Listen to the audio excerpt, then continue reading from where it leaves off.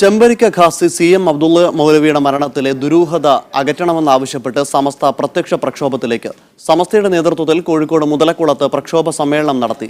സമ്മേളനം സമസ്ത പ്രസിഡന്റ് സയ്യിദ് മുഹമ്മദ് ജിഫ്രി മുത്തുക്കോയ തങ്ങൾ ഉദ്ഘാടനം ചെയ്തു.